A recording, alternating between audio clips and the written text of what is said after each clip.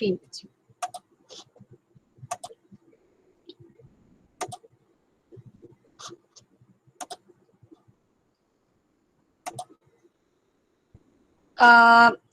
Is my screen visible to you all? I've made it full screen.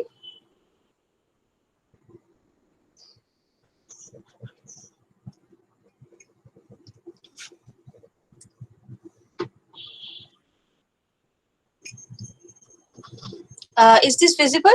The slides? Ma'am, it's visible. Okay, thank you so much. Okay, so today we will be discussing the classical and modern approaches to item analysis. Now, in today's session, we will be discussing item analysis, what is it, and the process, definitely, item properties, classical test theory approach, item response theory approach. These are the two major approaches of item analysis that we use, and IRT models for dichotomous and polytomous responses, and demonstrations in RStudio. Also, I would like to specify that these test theories that I'm talking about, these are not specific to psychology, but it is applicable for all the different areas of research where you are doing some kind of measurement, right? So, item analysis, what is it? It refers to a set of techniques or procedures that are applied to test the indices of reliability and validity of test items. So I hope all of you are acquainted with the terms reliability and validity. Nonetheless, we will be studying these in absolute details tomorrow. But item analysis is something which is very much related to the reliability and validity of test items. And the purpose of item analysis is to identify and reduce the sources of errors in measurement. Okay, we will be studying the different errors of measurement shortly. So item analysis helps us to identify these different sources of these errors. It ensures that the most reliable and valid items are selected, and the rest are either eliminated or modified. Also, it can be done either qualitatively or quantitatively. So qualitative analysis can be like, if you it's something like the phase validity. Okay, you look at the item and you try to judge like whether it is going to suit your purpose or not. Of course, it is not objective or precise. So that's why we have to go for this quantitative item analysis. Okay. So these are the objectives of item analysis: for assessing item difficulty, for assessing the discrimination index of items, for evaluating the effectiveness of distractors, for identifying dysfunctional items, and for item modification.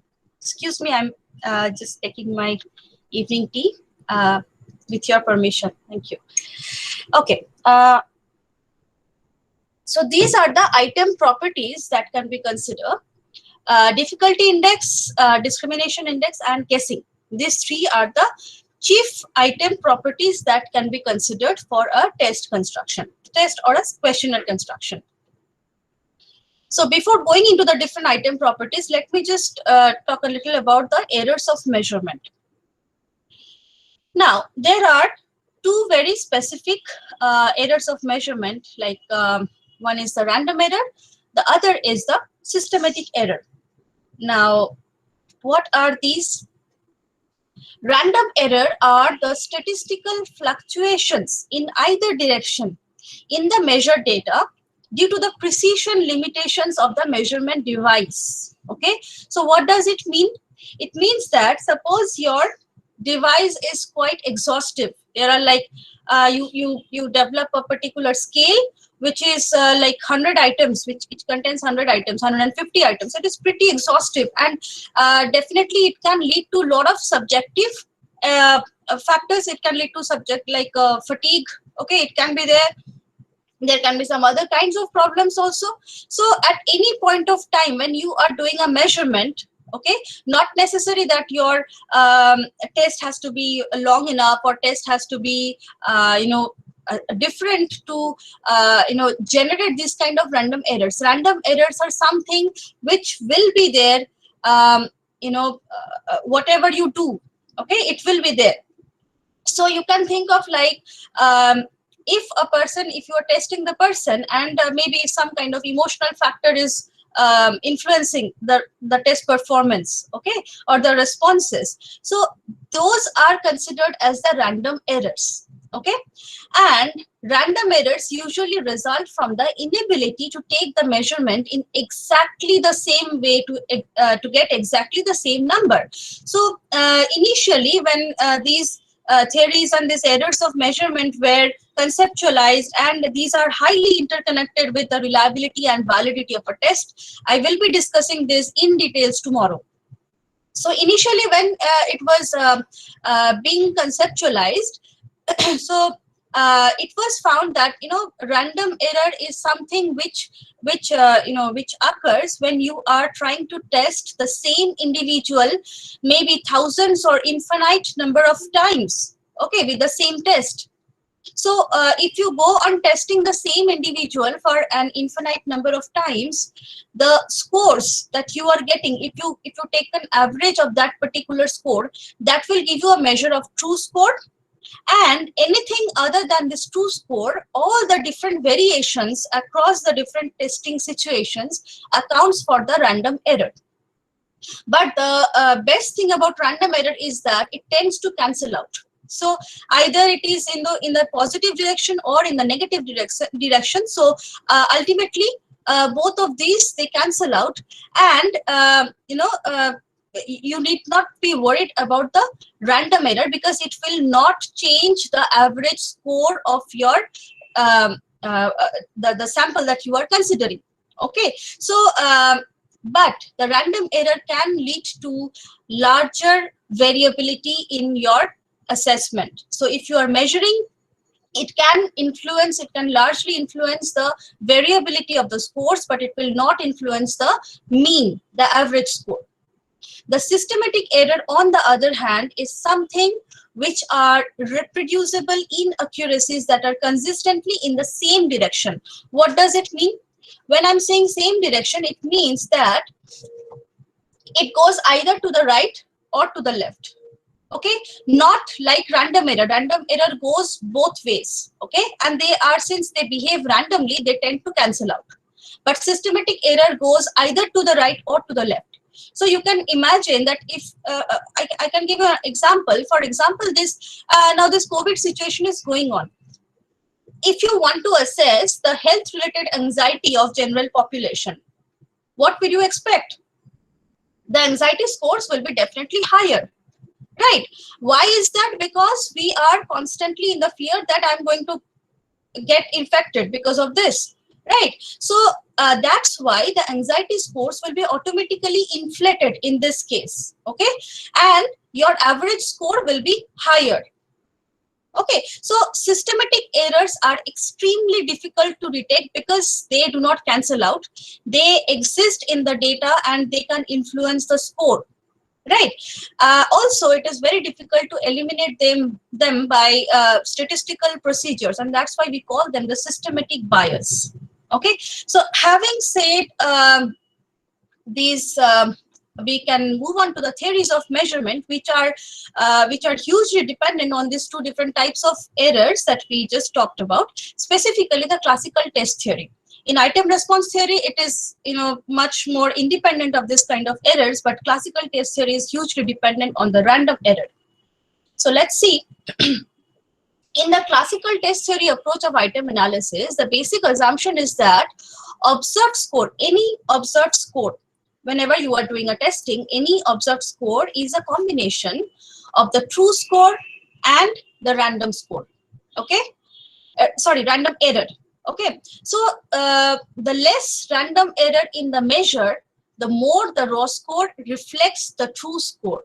So at any point of time, our intention will be to reduce the random error. Okay, and as we reduce the random error, the true score will go higher. Okay, true score can be found by taking the mean score that the person would get on the same test if they had an infinite number of testing sessions. As I said, if you administer one particular test or a scale to an individual for maybe 1000 times, okay, and you take the average of the scores, this 1000 scores that the person got, okay, this average score will give you a measure of the true score, right? But you can, of course, you can imagine that it is almost impossible to administer the same test over and over again 1000 or maybe infinite number of times to the same individual. Okay, so that's why true score is hypothetical. Okay, and this all this again explains that the random errors, they are uncorrelated with each other. That is, there is no systematic pattern to why the scores would fluctuate from time to time. As they are varying randomly, there is no systematic pattern that you can predict, that this random error will increase or decrease or something like that. All these different errors which are related to different testing situations are uncorrelated to each other. Okay, so this is the basic assumption of the classical test theory. Now, checking item properties in classical test theory. So as I said, there are three different item properties that we should be concerned about. One is the item difficulty, the other is the item discrimination, and the third is the guessing parameter. Okay, if I'm going too fast, please do tell me. Ma'am, some Yes. people are requesting you to be a little slow. Slower. Okay, fine, I get it. So as usual, I'm not able to see the chat, so you can just unmute yourself and speak up if you want. Okay, so when I'm trying to check the item properties in classical test theory approach, okay, what are the general steps that you can follow? Now remember one thing, that in classical test theory, when you are using this classical test theory approach, you have to do separate analysis for finding out this separate parameters. Okay, for example, you have to do a separate kind of analysis for for estimating the item difficulty index. You have to do a separate analysis for getting the item discrimination index, separate analysis for considering the guessing parameter, and so on. Okay, so let's see, check this out one by one. So descriptive statistics, this is the first step that you can do if you want to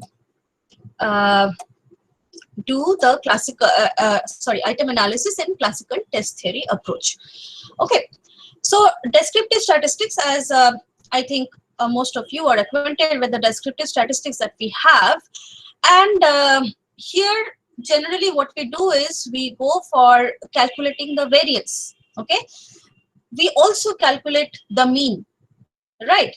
But mean calculation in this case is a little controversy. Let me explain in a while. Okay, let me first explain the why we need to calculate the variance. Okay, so variance, as you know, variance is related to the standard deviation, and the standard deviation is what? Simply the score of the variance. Okay, so variance is basically the square root of standard deviation. Now, as the name suggests, this variance gives a measure of the item variability. Okay, how much the item is able to generate variation in responses. Okay, so it provides information about which item is useful. Okay, of course, an item which has greater variability is definitely a better item than another one which has a low variance.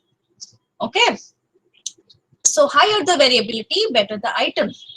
Okay, for polytomous responses, variance is calculated simply by following the usual method. So we have certain methods of calculating the standard deviation, the variance. You can do it in MS Excel, you can do it in SPSS, or you can even do it manually. Of course, it will be a tedious job to calculate the variances for all the different items together. So anyway, for polytomous responses, example, the Likert scale, you can calculate it in the usual method that you know. Okay, sometimes so in some book you will find that they suggest you, for example, I can tell you in the client's book, it's a very good book about theories and errors of measurement, but I found that in that particular book they suggested that you can calculate the mean for a Likert scale as well.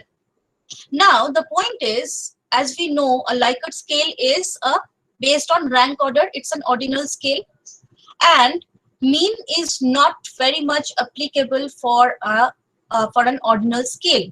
In such a case, a median or mode will give you better result. You can think of it in this particular, through this particular example, like you have a rating scale where one extreme is strongly agree, the other extreme is strongly disagree. Right now, people, they have given certain scores like 1, 2, 3, 4, 5, which are basically ordinal categories. Now, if I calculate the mean in this case, and you supposedly you will get a mean of say 3.5, what does it indicate? Okay, first of all, for ordinal categories, you cannot calculate mean. It is not a continuous form. It is not in the continuous form, first of all. Secondly, even if I calculate the mean, what does it imply for that particular item? Okay, so that's why, psychometricians, they suggest that calculating mean for a polytomous response is not very much meaningful, and that's why it's better to stick on to the full name of the book by client. Yes, of course, I can share it. I can share it with you. I have a soft copy of at least some of the chapters. I can share it with you, or I think it is there with you. I think put it in the workshop resources. You can check. So anyway, so that's why they suggest that calculating mean for polytomous response is not very much meaningful, right? For dichotomous responses, the mean is almost, we do not calculate, since we have 1 and 0 dichotomous responses. There, if you go for the usual method of calculating mean, it won't lead to much of, meaningful results. It will definitely give you erroneous results. So that's why what we do is that we calculate the proportion of individuals who have passed the particular item, which is denoted by P. Okay, P denotes the proportion of individuals who have passed the item. So if, for example, out of 10 people, 5 have passed the item, the proportion will be 0.5. Okay, 5 out of 10, 0.5. So P will be 0.5, right? The variance is calculated in this case by multiplying P by Q. Q represents individuals who failed the item, right?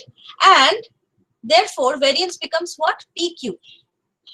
P multiplied by Q. And the standard deviation is the square of PQ. As we know, standard deviation is the square of variance. So that's why in this case, it becomes PQ square, right? Now, yeah. So after calculating the descriptive statistics, you can go on for the difficulty index, right? Now, difficulty index is much more meaningful if you are considering dichotomous responses, right? Where we know that 1 means correct, someone who gets 1 has answered the item correctly. Someone who gets a 0 has failed to answer the item correctly, right? So difficulty index in this case for MCQ questions specifically is defined as the proportion or percentage of the examinees or individuals who answered the item correctly. Okay, items that have P levels of 1 or 0 are useless because they do not differentiate between individuals. So for example, if I ask, like, I think there are around 40 individuals, 35 to 40 participants in this particular session. If I ask what is the what will be the result if I simply add 9 and 4, 9 plus 4, how much is that? Okay, all of you will be able to answer it. Okay, now the point is, although you are all doctors and very high intellectuals, but still there are variations in the intelligence. Okay, if I try to assess the intelligence of you all, definitely I'll find all those in the maybe in the average above average category, but there also there will be certain variations. But if I put up a question like this, 9 plus 4, how much is that? Okay, this particular question will never be able to discriminate among you, right? But maybe if I ask you, I don't know any question from your medical background, but maybe if I ask you something related to maybe quantum physics or something like that, a very hi-fi mathematical question, probably very few persons or maybe none of you will be able to answer it, right? So what is happening here?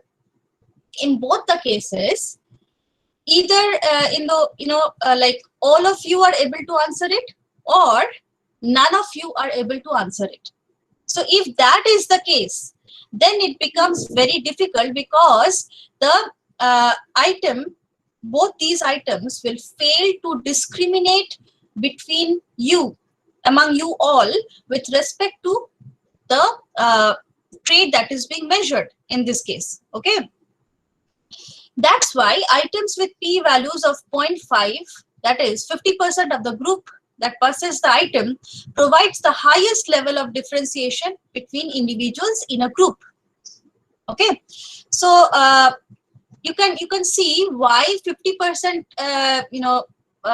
if we consider just 50%, that will provide the highest level of differentiation.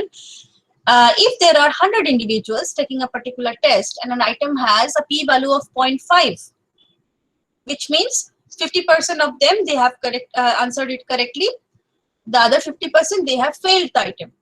So in such a case, there will be 50 cross 50, so 2500 differentiations made by that particular item. Okay, 50 those who have passed the item and another 50 who have failed the item. So this item is able to discriminate between all those who have passed the item with all those who have failed the item. So if you calculate P and Q, okay, as we just seen in the last slide, the variance is given by PQ, P multiplied by Q. So here 50 and 50 both are representing P and Q, and if you multiply it, you get a differentiation of 2500. Okay, as each person who passed is differentiated from each person who failed the item. And that's why maximum variance an item can generate is 0.25. Okay, so 0.5 is the p-value here, 0.5 is the proportion, p which is passed by the people who have passed it, and proportion who have failed it is also 0.5. So 0.5 into 0.5, okay, that becomes 0.25. That is the maximum variance an item can generate. If you try to think of other situations, like for example, an item which is passed by 60% and failed by 40%. Okay, what is the proportion? 0.6 and 0.4. You multiply these two, you get 0.24. If an item is passed by 70% people and failed by 30% people, proportion is 0.7, 0.3. And you multiply these two, you get 0.21. Okay, all these are lesser than 0.25. So 0.25 is the maximum variance an item can generate, right? And that indicates the maximum number of comparisons or discriminations among individuals who pass or fail, right? Yes, yes. Yes. Okay. So that's why we always our intention will always be to keep the difficulty index around zero point 0.5, because keeping it around zero point 0.5 will give you the maximum discrimination value of the item, right? So how can we calculate? Uh, Here you can see calculating item difficulty. The first equation you can see is P is equal to R by N, which is pretty simple. R is the correct response and N is the total response. So you simply divide the correct response by the total number of response and you get the item difficulty index. Okay, so for example, if out of 100 people, 60 people have answered it correctly, so you get 60 by 100, so 0.6 is the difficulty index, right? Now, it has been found that when we are considering different MCQ questions, if we consider this as this particular like a correct response by total number of response as the index of difficulty, as a measure of difficulty index, sometimes it becomes inflated, sometimes it becomes an overestimation, right? Because there is always a chance of guessing by the individual. In MCQ questions, definitely we most of us most of the time we have, all of us, we have done this, we have tried to guess the correct answer without knowing it, right? So in such cases, what we do, okay, so this is one solution which you can consider.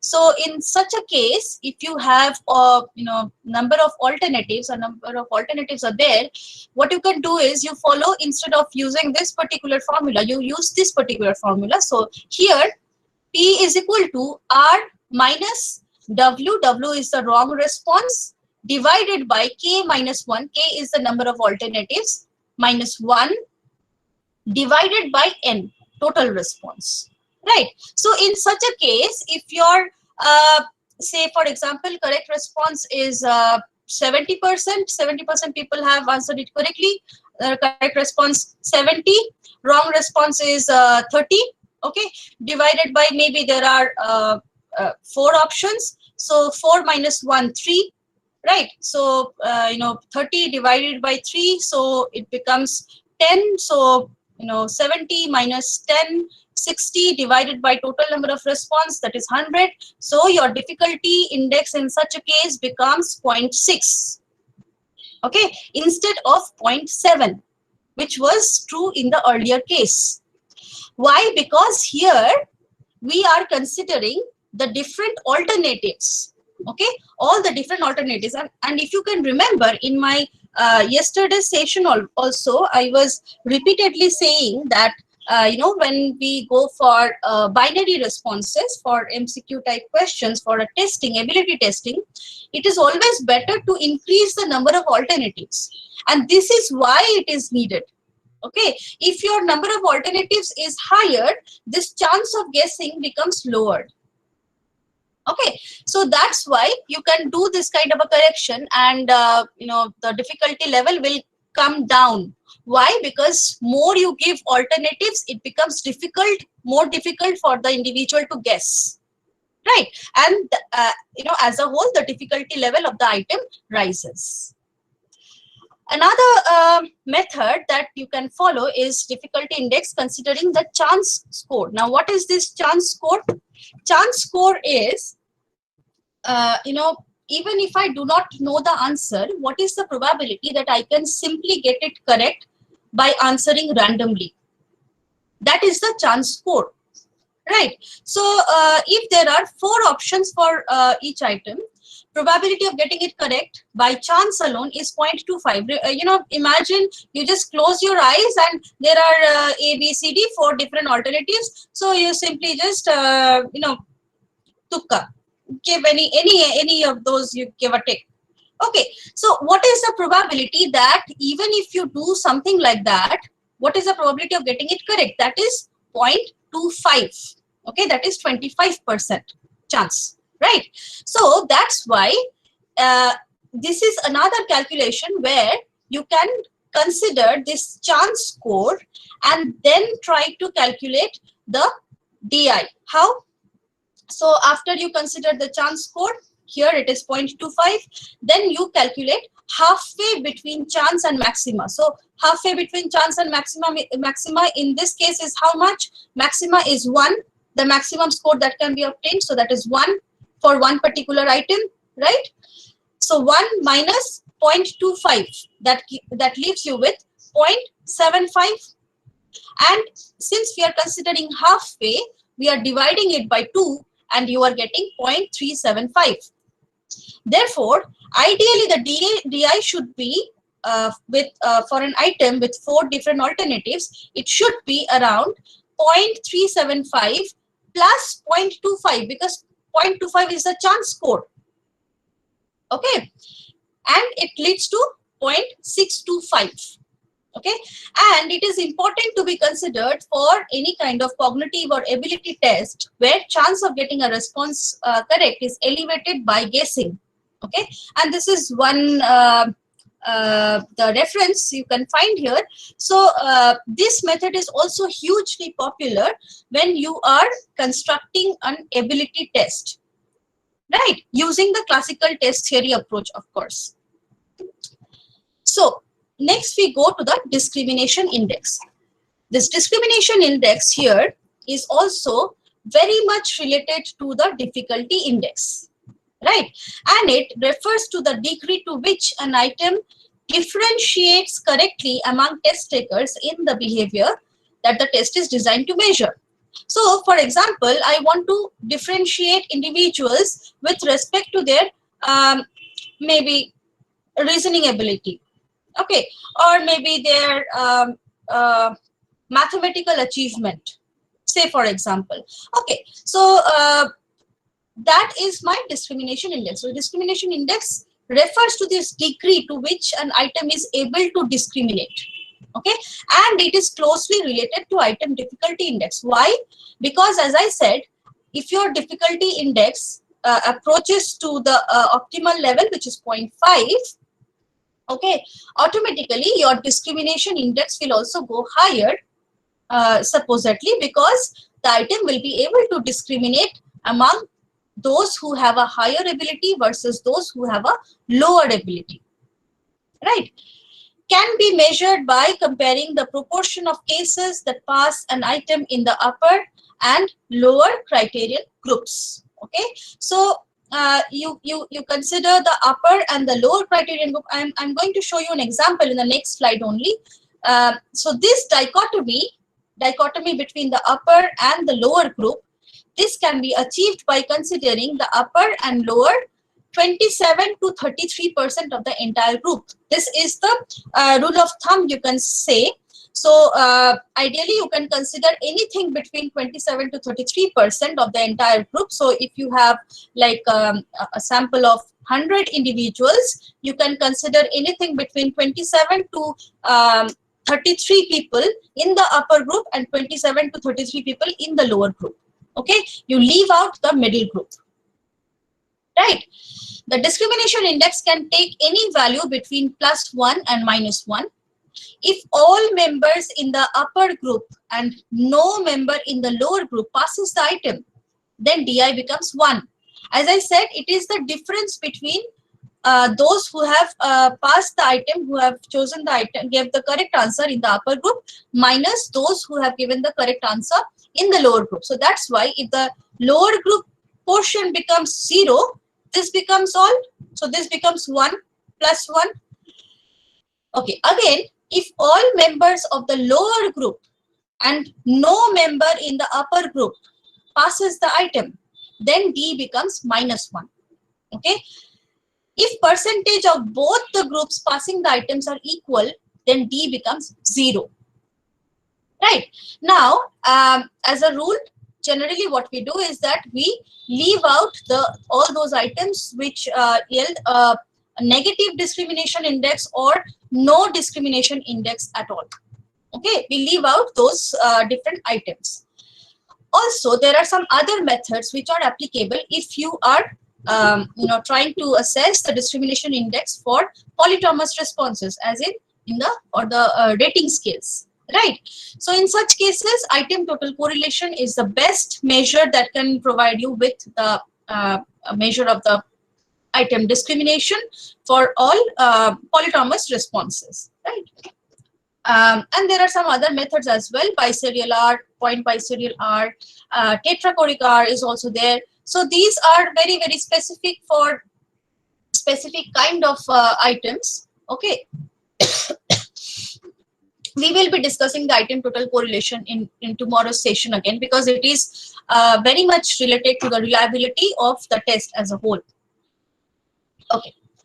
So discrimination index, how can you calculate? You have discrimination index represented by V, capital V, and it means you are difficulty index using halfway method. Do you want me to explain it again? Then I can go back and explain it to you. Madam, we can do the explanation in the WhatsApp group later. So okay. Thank you. Okay, fine. So here UR means correct responses in upper group, and UN means total response in the upper group. Again, LR means correct response in lower group, and LN means total response in lower group, right? So let us consider this particular example here. Capital of Madhya Pradesh is Jabalpur, Indore, Bhopal, and Raipur. Okay, correct answer is Bhopal, C. Okay, suppose total number of respondents answering this particular item is 120. So as I said, if we want to divide the entire group into an upper and a lower criterion, we take the 27 to 33%. So in this case, I have taken 30%, which falls into that particular criteria, upper 30% and lower 30%. So now you can see how these can be broken down. The responses can be broken down into these four groups representing the four items, response alternatives, so distractors. So the first option, Jabalpur, was selected by 1% in the upper group and 8% in the lower group. Okay. Second option, Indore, is selected by 2% in the upper group and 15% in the lower group. The correct option, Bhopal, has been selected by 36 people in the upper group and 7 people in the lower group. And the last one, Raipur, is selected by only 1% in the upper group and 10% in the lower group. Criteria of setting up upper and lower group, I just explained in the previous slide. You can take it anything between 27% to 33%. So if total is 120, yes. So 120, you take upper 30%. So that is the 40 people. Okay, so 40 and 40. So 40 into 3, you have to divide it into 3 different groups, the upper group and the lower group, and you have to leave out the middle group. Okay, so get the maximum differentiation, we follow this particular method. Okay, and in this particular method, the upper group is the 30%. That is the 40 people who have answered it correctly. Yes, 1/3 each, right? So that's the criteria. 27 to 33% you can consider. Okay. So coming back, so we have 36 people who have answered it correctly in the upper group out of 40 people. That is the total number of people in the upper group, and total number of people in the lower group is also 40. It should be equal, and within the upper group, 36 people answered it correctly. So 36 divided by 40, following this particular formula here, minus 7 divided by 40. Okay. So if we consider this particular formula, we just replace it with, take the common denominator, and you can simply do a 36 minus 7 by 40, and you get 0.725. That is the discrimination index for this particular item. Right. Now, let me tell you one thing about this particular distinction. Just in the next slide, we will be studying these distractors. Okay. Now, okay, let me just explain the distractors first, then I'll come back again. So distractors can be constructed based on the following guidelines. Distractors are what? in this particular example that you have seen, the capital of Madhya Pradesh is Jabalpur, Indore, Bhopal, and Raipur. This is the correct answer, Bhopal. And all these three different options that are there are the distractors. Okay. So, what are the rules that you should be following for constructing these different distractors? Distractor should be created as plausible answer, but not so plausible that test takers easily get confused between correct and incorrect response. Okay, or it should be plausible answer. There should be chances that it should be possible. Okay, but should not be so much possible. At the same time, it should not be too easy. You know, if I had given, instead of Jabalpur, I had written Kolkata, maybe, you know, somebody would have easily eliminated this particular option from even considering it, because everyone knows that Kolkata is in West Bengal, not in Madhya Pradesh. No, so that's why you have to be careful about how you are framing these different distractors.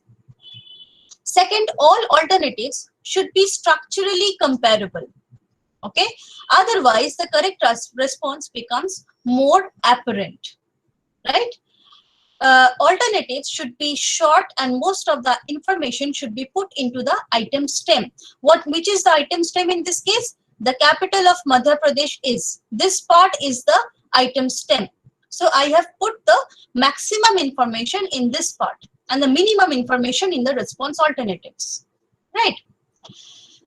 No alternative should be similar in meaning. This renders both the alternatives to be rejected. It is more truer if you consider the ability testing. Okay, position of the correct answer should be altered for every consequent item. Otherwise, the guessing probability increases. So suppose you have 10 different items with multiple choices, you have to vary the position of the correct response for all these 10 different items. Okay. Alternatives like all of the above or none of the above should be avoided as much as possible. And every alternative should be in line with the item stem, right? So these are some of the guidelines that you should be following while writing the distractors, right? So for example, this is one example. The term staying healthy can be referred to as option 1, free of diseases; option 2, eating healthy food; option 3, sleeping well; option 4, doing exercises. Okay, yeah, I'm just explaining. Okay, so free of diseases is of course a plausible answer. Eating healthy food is also a plausible answer.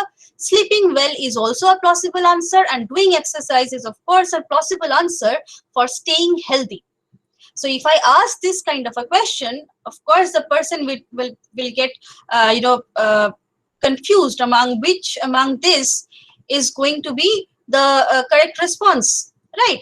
So what can you do to identifying the dysfunctional items? How can you do that?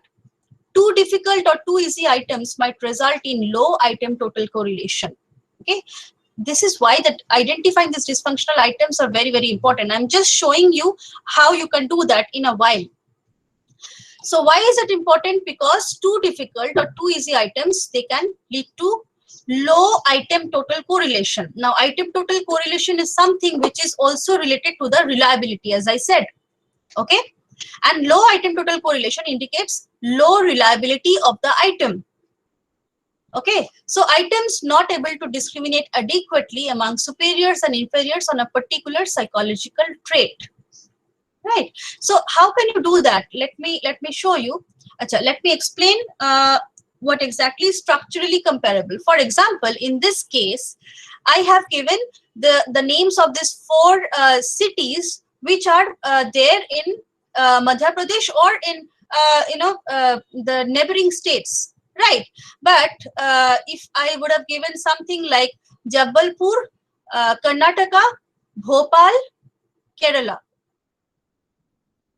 right, then it would have been structurally not comparable, because when I'm saying capital of Madhya Pradesh, definitely it is not going to be another state.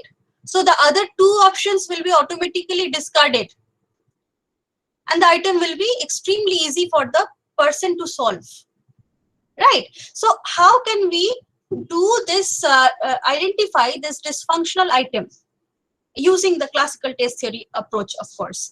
So as you can see in this case, we have broken down the answers, okay, the options chosen by the upper group and the lower group for this particular item. Now, the fact that option A, option B, option D, all these three different distractors, okay, have been chosen by at least one person in each of this upper group or the lower group is evidence enough that your item or the different distractors are functional. If it would have been the case that, for example, the first option is not chosen by even one person in the upper group, okay, so if there would have been a 0 instead of 1 in this first cell, then it means what? It means that the first response alternative is not able to generate variation in the upper group. So that renders this particular distractor dysfunctional, right? And if you break down the responses, I have in the workshop resources, you will find one particular Excel file is there where I have given the for calculating the difficulty index, also for the discrimination index you can also find. So if you can break down the options in these different upper and lower criteria and compare how many people have chosen one particular option, okay, one particular distractor, then only you will be able to find out whether that particular distractor is functional or not. And if it is not functional, okay, you will find that the overall reliability is lowered because the item total correlation will be lowered in such a case, right? So what to do in such a case? You can modify the item's wording. You can change the wording of that particular distractor. Inactive distractors can be modified. So for example, the one which we considered in the previous slide, staying healthy involves, okay, I made it absolutely precise. Staying healthy involves, number 1, eating tasty food, okay, sleeping whenever possible, watching movies, and 4th, doing exercise daily, right? So in this way, it becomes a lot easier to identify the correct response, right? So now coming to comparing classical test theory, is it always 0 for an item to be dysfunctional? An item can be dysfunctional even if it is not 0. That can also happen, that even if your discrimination index, the point is, if your discrimination index becomes very low, okay, that item itself becomes dysfunctional. And distractor analysis will help you to identify whether the discrimination value is higher or lower, and if it is lower, why it is lower. Okay, you will definitely will find that the discrimination value is lower because maybe one or more of the distractors are not functional enough, not generating enough response. That is why the item is failing to discriminate between individuals who have a higher ability than those who have a lower ability. Okay, so that can also be the case, right? Are there any measurement for creating items which are structurally comparable, or can we place wordings according to our own will? Yes, it depends on you. You can since you are the one who is constructing the test, so test items, so if you can you can write your own words, but that is something that you need to learn, and that is why you are actually doing this workshop, I guess. So the guidelines, if you follow the different guidelines for writing a particular item, then also it becomes very much precise and objective. Okay. Ma'am, can I ask Yes. a question, Yes. ma'am? Sure. Please go on. Ma'am, can I ask a question? Yes, yes, sure. Please go Ma'am, on. regarding the difficulty index, Hmm. uh, I'm a teacher in for MBBS students. So Right. we try to do item analysis after MCQ exam. So Uh-huh. in difficulty index, we calculate the number of correct response by total response. Yes. So, What has happened is students who don't know the answer, so they leave that option as blank. So okay. we cannot take that as a response. If they have attempted, we can take it as a response. So what has happened? What happens is, out of 100 students, Hmm. 70 students attempt that option. So and 35 gets right. So the index will be 35 by 70 instead of 35 by 100. Okay. Uh, so it becomes a zero point 0.5 rather than it should be 0.35. So is it a total response or total number of persons who have been administered the questionnaire? Yes, total number of responses, the total number of responses that you are getting for that particular item. That's what, ma'am. If they find it difficult, they just leave it, and Okay. our difficulty index should have been higher, becomes lower. But in situation, students don't know the answer and they are leaving. Okay. Okay. So no, sir, the calculation is number of correct response by total number of response. So you have to calculate the total number of response you are getting for that particular item. Okay. If it is 100, then you divide it by 100. If it is 70, then you divide it by 70. Okay, ma'am. Right. So it is not like how many students you are administering the test. It is what is the total number of response you are getting for that particular item. Yes, ma'am. When a student doesn't attempt that question, we were not able to capture the difficulty index. Actually, it is difficult, but we are Yeah, yeah. That is why we we are gradually moving on to IRT approach, because I am just explaining the same thing. I will be explaining the same thing in classical test theory. These item parameters become very, very sample dependent. So as you said, sir, that someone is not even considering that particular, answering that particular item, so the difficulty index becomes lower. yes, Right. ma'am. So it Yes, ma'am. becomes very much sample dependent. You administer the same test to another batch where all the all the students, they are answering the question, your difficulty level goes higher. Right. So that is the problem with classical test theory. Right. So Yes, ma'am. I'm just explaining it now only. Okay. So in classical test theory, the reliability of the test measures how much variation in the observed measurement is due to the actual variation in the true value, which I just explained. Measurement observed score, this is X is the observed score, and it is equal to the true value plus the random error. Okay. Now reliability is highly influenced by these item properties. Too easy or too difficult items are less discriminating and hence compromising the reliability of the test. Okay. Now, person statistics. What are these person statistics? Estimated ability level. So, for example, you are trying to assess the ability of a particular student. Okay. That is the person statistics. These are test sample dependent, the sample which you have considered. Okay. So the ability of the student becomes dependent on the sample that you have considered for your testing. And item statistics, for example, as just you explained, the difficulty index. Okay. Difficulty index in such a case also becomes sample dependent. So that is the major problem with classical test theory approach. Okay. So in this case, both the ability level of the individual that is being measured, as also the item statistics that are being measured, the difficulty level, discrimination index, etc., both these becomes sample dependent. So you calculate all these different parameters from one sample, you get one set of responses, one set of scores. You do the same with another sample, you will get another set of scores, not comparable maybe. Okay, so that is the problem. And according to classical test theory, ability of a person is dependent on the item difficulty. That is another problem. So as you said, sir, that item difficulty is lowered. So as the item difficulty becomes lowered, okay, the person will score a higher marks.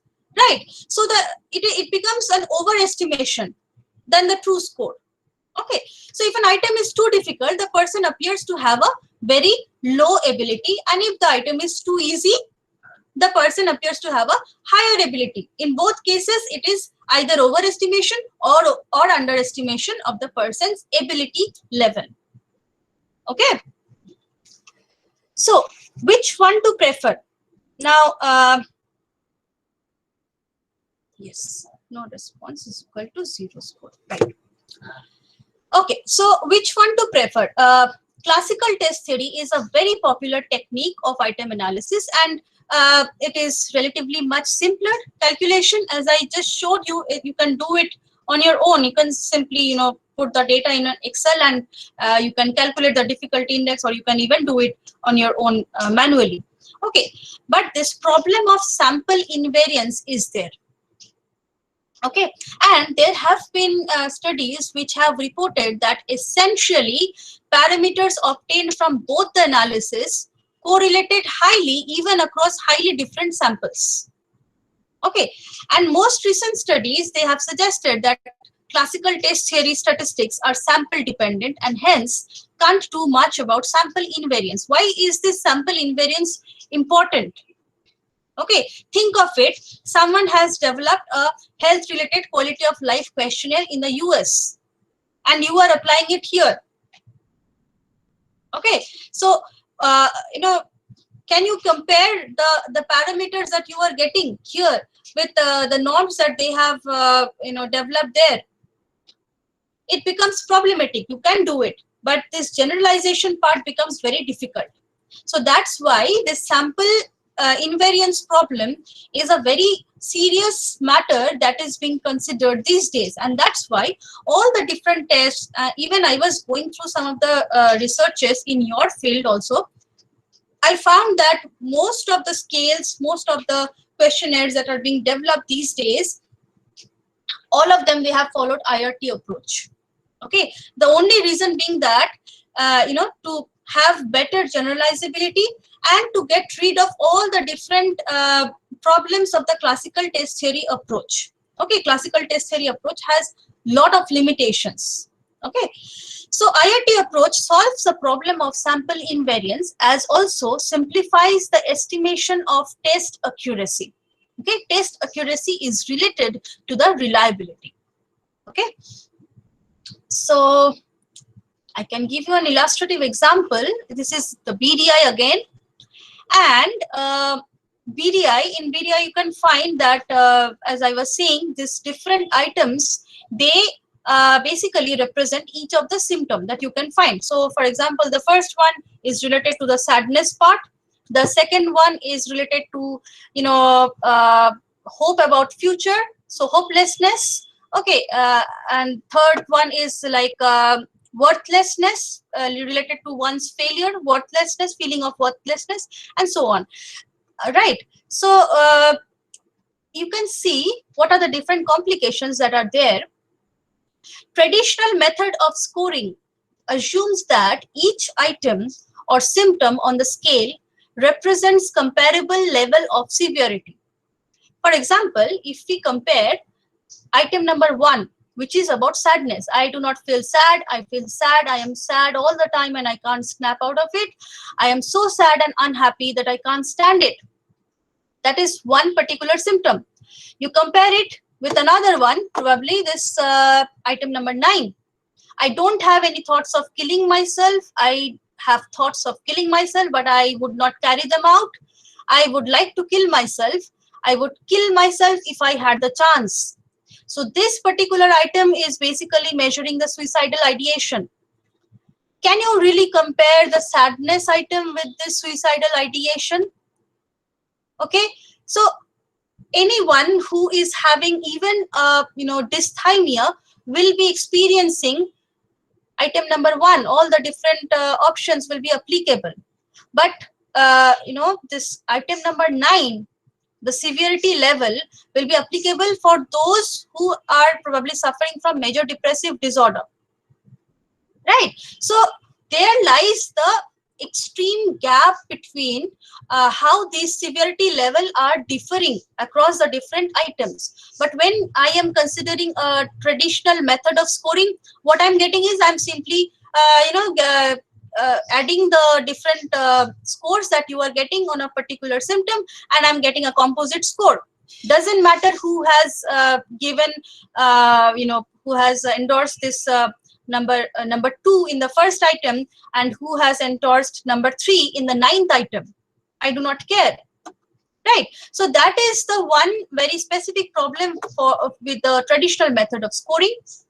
Also, it assumes that each item has identical properties across samples. So it assumes that all these different symptoms here are similar across all the different samples that you can be measuring. It is equal for males, females, or people coming from different ethnic backgrounds, from different socioeconomic classes.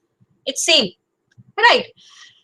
Also, two individuals having the same score can differ in terms of relative severity and frequency of different components of psychopathology. As I just said, that this relative severity we do not consider in classical test theory approach, right? And again, distance between I don't feel disappointed in myself and I am disappointed in myself is not the same as the distance between I am disgusted with myself and I hate myself. Okay, when we are considering the severity level, there becomes a huge gap and it becomes not very much comparable, right? So in IRT approach, these item parameter estimates are assumed to be sample free and percent parameter estimates are supposed to be test free. So what happens in IRT is that this item parameters like the difficulty index, the discrimination index, the guessing parameter, this becomes sample free. Whatever be the sample, whoever you administer the test, you will get the more or less the items will be assessing the same level of that particular trait. Okay. Also, the percent parameter, which is the ability level. The ability level is supposed to be test free in such a case. So the ability level will not be dependent on the item parameters. Okay. So the person whose intellectual functioning is high will be categorized as having higher intellectual functioning, and it will not be dependent on difficult or easy items, right? So that's the basic advantage of IRT analysis. So let me check if we have any further question. No. Okay. So item response theory. These are the basic. Yes, please go on. Ma'am, you said about depression questionnaire. Yes, we have used geriatric depression questionnaire, the GDS, right, for elderly. Right, you said that the distance is matter. First, here you showed the first question, first item with the 9th item. Yes, ma'am, we agree that there is a huge difference in the severity. But when we are administering to 100 people, does that not make it a normal distribution? That distance will not, does it affect our prevalence or something which we are measuring? Because we are going to not one person, we will do it for 100%, 100 or 200 sample. This difference, does it matter? Because at the end we will be able to find out how many are having that depression. The screening questionnaire. So, okay, screening questionnaire. Okay, that is fine, sir. Screening questionnaire is fine. Okay, when you are not going to this Beck's depression inventory. That is a diagnostic tool. Yes, ma'am. When it is screening questionnaire, does not affect, no, ma'am. This no, I won't say that it does not affect, because there are very intrinsic things which you need to consider. But at the same time, when you are simply screening for those who have a depression and those who are not having depression, yes, in that case, this particular very sophisticated, detailed thing may not be mattering to a very large extent.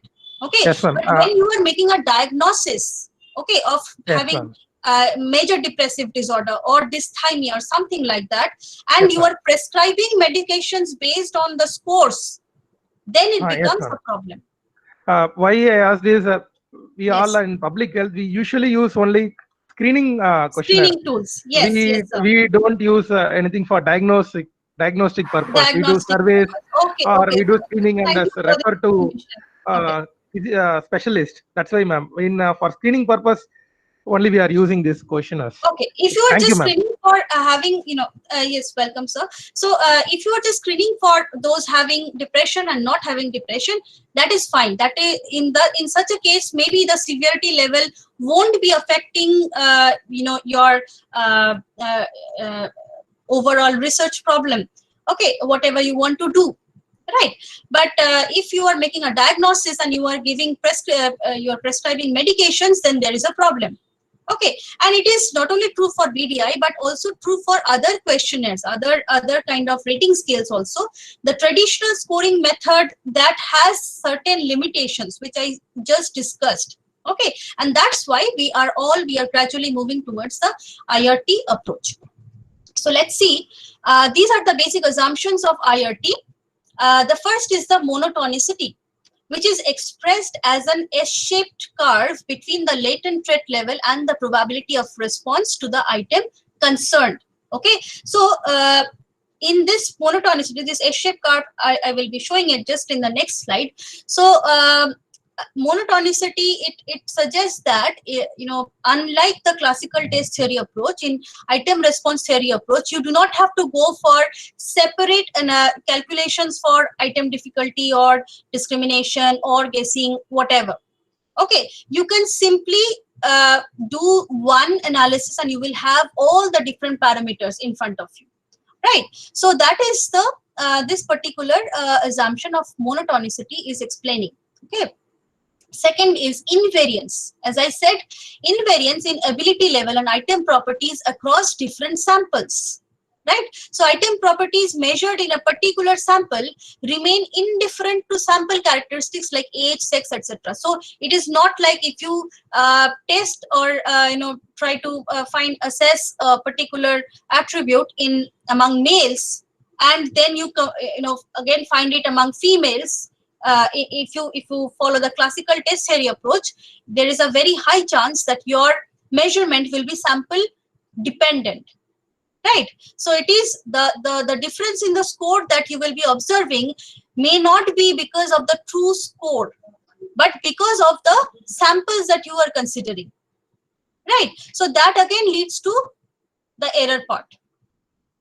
But in IRT, since we have the invariance property of item response theory, even if you go on administering it to different samples, it won't matter much. Okay, there should not be any difference due to the differences in the sample characteristics. Anything that you will observe will be truly based on the scores, the true ability of the individuals, right? Then unidimensionality, that is another assumption of IRT.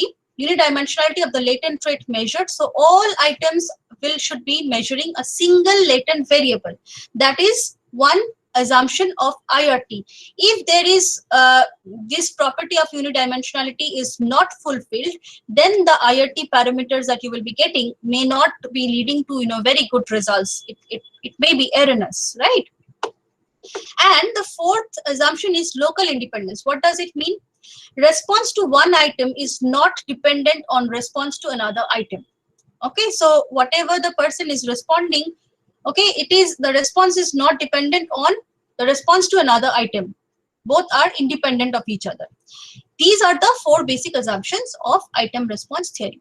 Now let me explain the S-shaped curve.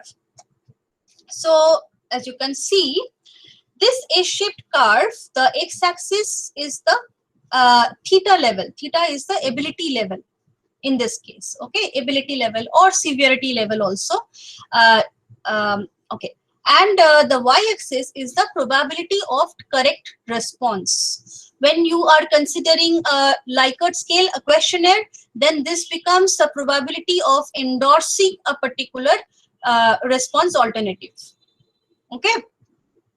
So here you can see three different parameters: pseudo guessing, which is applicable for MCQ type of items, not for polytomous items.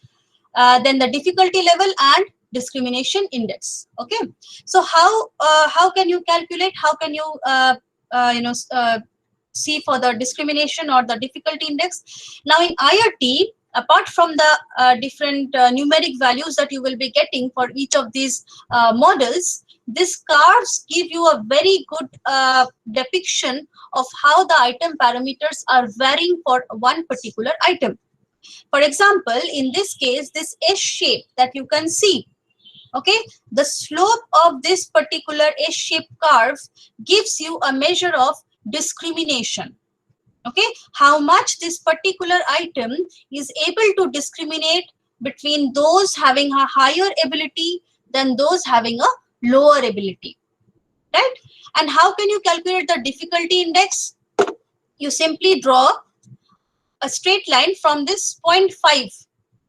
Since we assume that the 0.5 difficulty index, it gives you the maximum variation. So that's why you draw a line from the y-axis at the 0.5 point to this slope, and then draw a perpendicular on the x-axis, which is the theta level or the ability level.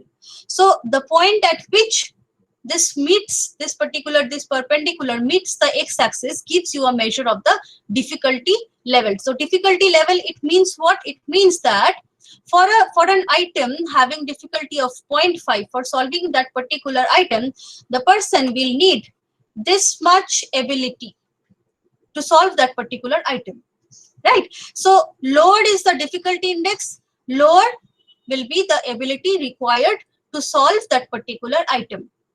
Again, higher is the difficulty level. You imagine if you try to draw a line from here, to this particular slope, okay, you will find that it is coming something around here. If the difficulty level is too low, okay, in such a case, lower ability will be required to solve it.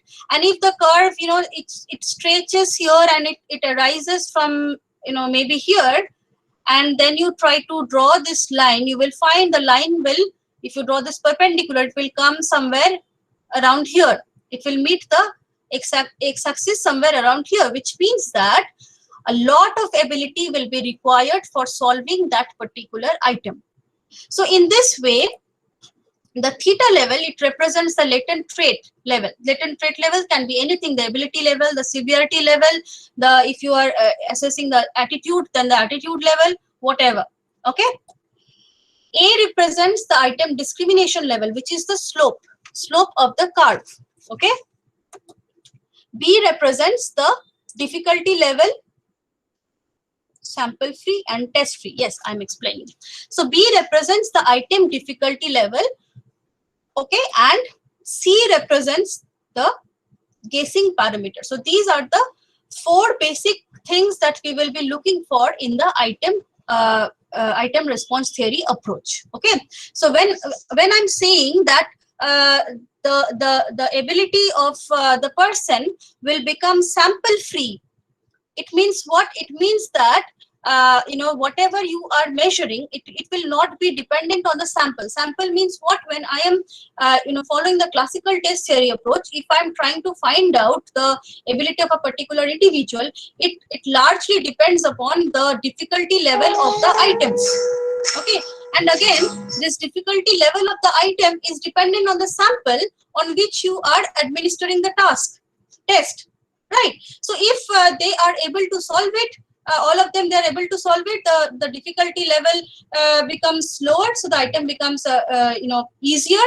And if they are not able to solve it, then it becomes a very difficult item, right? So based on these item parameters, then I am assessing the score of the individual, whether the individual is able to get a correct score or getting a 0. So it becomes sample dependent. Right. Also, test free means that whatever be the item parameter, the ability that is being measured here is not related to that. Okay. It as you can see in this graph, you can see that the difficulty level, it is completely based upon the probability of this correct response is completely based upon the theta level. Theta level is the ability level, ability in the population. Okay, so straight on I am generalizing. So this particular ability level, this is the continuum. Okay, and for a particular item which is maybe difficult, it means what? If I consider the entire population, probably this much amount of ability level will be required to solve it. It does not it does not depend upon the particular test I am administering. So for a particular, maybe for assessing the intelligence of a person with a difficult item, the person needs to have a lot of intellectual functioning to solve that particular item. That is the fundamental assumption of IRT, the advantage of IRT over classical test theory, right? So here the all the parameters that you are measuring is sample independent. It does not depend upon the sample on which you are to whom you are administering that particular test, right? Okay. So other than that, we have the item information curve also. We get the item information curve. You can see this is an example of the item information curve, and it shows how much information about the latent trait ability an item gives. So you can see in this particular curve, there are 18 items, 1, 2, 3, 4, 5, 6, and for each of these items, we are getting a particular curve. Okay, and this curve is showing how much information, which is being shown in the y-axis, how much information you are getting from this particular items, each of these items. Okay, and item information curves peak at the difficulty value point where the item has the highest discrimination, with less information at ability levels farther from the difficulty estimate. What does it mean? You can see this pink curve, which is item number 14. Okay, so item number 14, it is providing me the highest information. Okay, and it has two different peaks. One is at this particular level. If you draw a perpendicular here, you will get that at this particular level of the difficulty index. Okay, it is giving us maximum information. Maximum information means maximum discrimination it is making at this particular level, and also at this particular level, which is close to 0. So if you are considering the entire latent trait level, which is the the distribution of the trait in the entire population, then this particular item is providing me with the maximum discrimination at the lower level of the continuum, which means for people who have lower ability, lower latent trait, this particular trait. Okay, for them this particular item is providing me with the maximum discrimination, and also for those people who are around the average range, right? So using this item information curves, we can get information about, we can understand which particular item is giving me maximum information, and also which are those which are giving me very low information, right?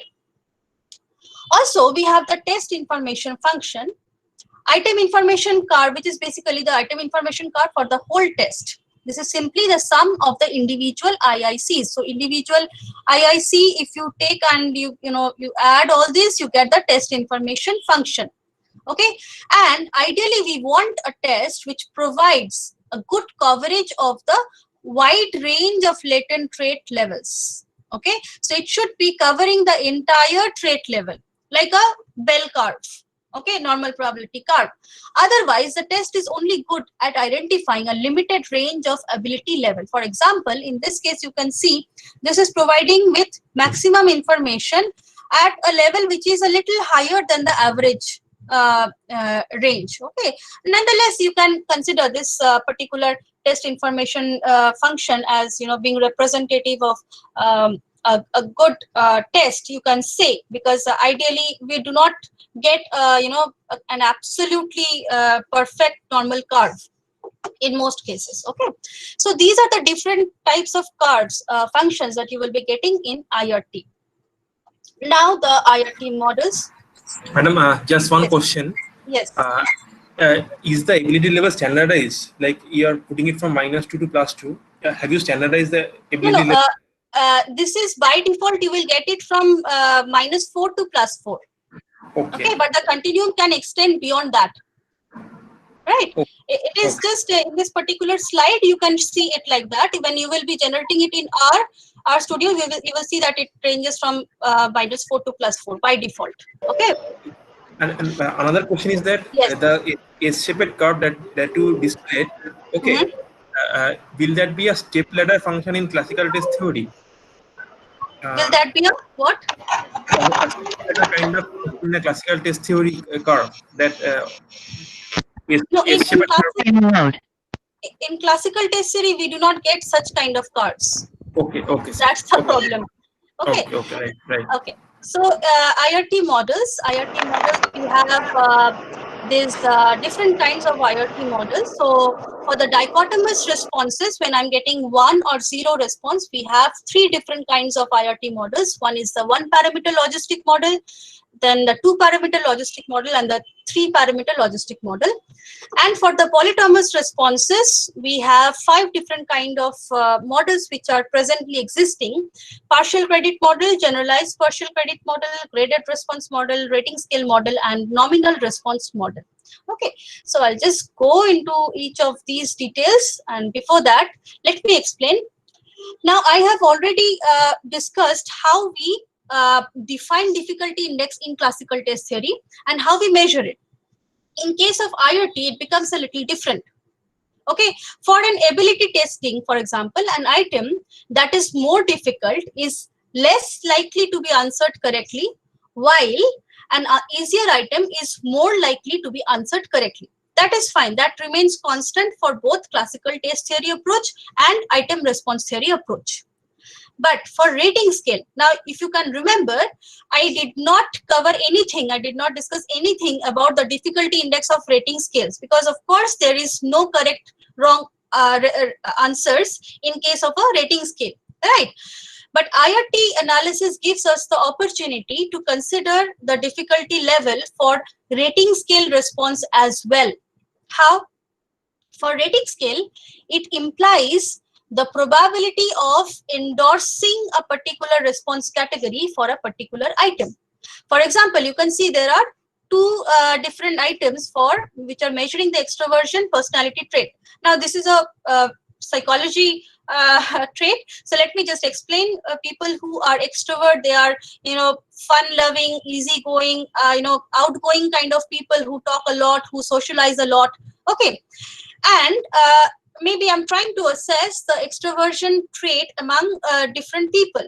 So there are these 2 different items you can see. One is I enjoy having conversations with friends, and the other is I enjoy speaking before large audiences. Both these items are measuring the same thing, which is extroversion, right? But the first item is more likely to be endorsed at the highest level in comparison to the second item. So of course, if you ask any extrovert person, okay, he or she maybe then and there they will tell you that yes, I enjoy having conversations with friends, I call up my friends, I talk to them. But if you ask them, like, do you enjoy speaking before large audiences? Well, even the most extrovert people also may refrain from engaging in that kind of a activity, right? So the first option has a greater probability of getting endorsed in comparison to the second item.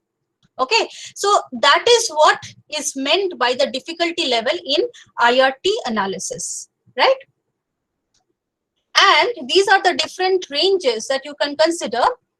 So very easy means above -2, okay, -2, -3, -4. As you go on to the left pan, it becomes easier, the item becomes easier. So easy is lies between -0.5 to -2. Okay, medium lies between -0.5 to +0.5. Hard lies between 0.5 and 2, and very hard lies 2 and above. So let me just show you. So if we consider this, let me consider this one. So you can see the latent trait here clearly, -4 to +4. So anything which is lower than -2 is very easy. Anything between -2 and 0.5, which is probably here, is easy. -0.5 to +0.5 is moderate, average difficulty index. +0.5 to +2, that is the difficult item, and anything above 2 is very difficult. So that is how we can take as a criteria for deciding on the difficulty level, right? Again, the item discrimination in IRT. So item discrimination value indicates the relevance of the item to the trait being measured, and here it is analogous to the item total correlation from classical test theory. So if you can remember, I was saying that classical test theory, the item total correlation is very much related to how one item is able to discriminate among different responses. That is analogous to the item discrimination that we measure, that we get in IRT analysis. Okay, and item with positive discrimination in level is somewhat consistent with the underlying trait being measured, and a relatively large discrimination value indicates a relatively strong consistency between the item and the underlying trait. Also, it means that the item can distinguish among individuals with higher trait level and lower trait level, right? So having said this, okay, these are the discrimination value range. You can find it in the slide. I will share it, so I am not going into the details of it again. But let me just mention that negative discrimination value here also, it is a problematic item. Okay, and reliability in item response theory, it is very much dependent on the difficulty level and discrimination value, and also it is not a single estimate that you will be getting for reliability in IRT. Okay, it is dependent upon the ability of the item to discriminate among different individuals, right? So this is an example that you can see. Okay, and in IRT, a test can provide differential information at different levels of the ability continuum. So it can be used to evaluate the psychometric quality of a test at a wide range of ability continuum, whether the item is able to provide you more information at the lower end of the continuum or at the higher end of the continuum. Okay, that also gives a measure of the reliability, test reliability in IRT. Okay, so now before going into the demonstrations in RStudio, let me just go to RStudio and show you a few things. Excuse me, madam. As Yes, suggested yes. by everyone, you can take a 5-minute break because maybe you need a rest also. Okay, so it is okay. Well, I don't have any problem to continue because it's already 8:30 and I'm still left with the demonstration part. So Okay, fine. fine. Okay. So if you have no problem, then I can continue. No problem. Okay, you can continue, madam. Okay. Thank you. Okay, so in RStudio, I guess by now all of you are set with RStudio. You have downloaded it and you have imported the data sets. Nonetheless, I'm showing how if you can import the data set very easily. So you go to import data set and click on from text or base. It straight away takes you to the source file. So you can select the data sets, maybe poly IRT, and open. Okay, so did I get it? Yeah. So now this particular window will be displayed, and Madam, your RStudio is not visible. I'm sorry. I have to then stop presenting and then start again. Okay.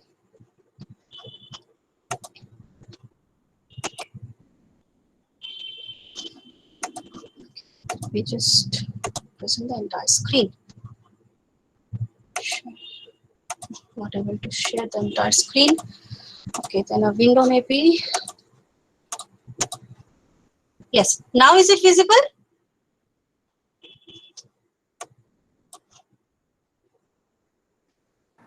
It's visible now. Okay. Thank you. So when let me just go back and do it again.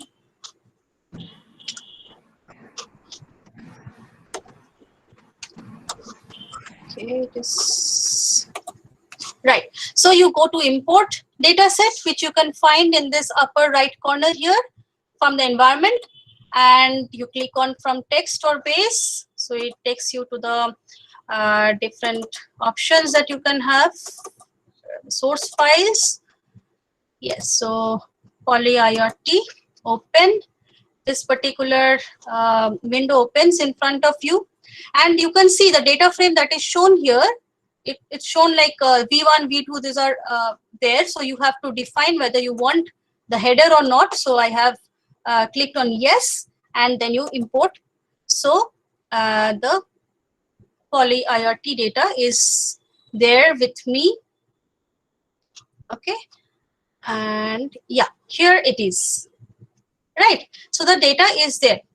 Also, I need to import the other data file which I need, which is the dichotomous IRT.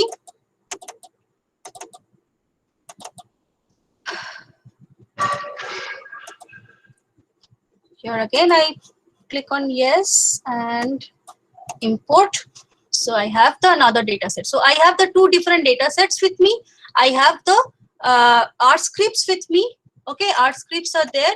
R scripts are there with me. And also there is another data set which I need to import here. I hope all of you have done the same. You have imported all your data sets and the different script files.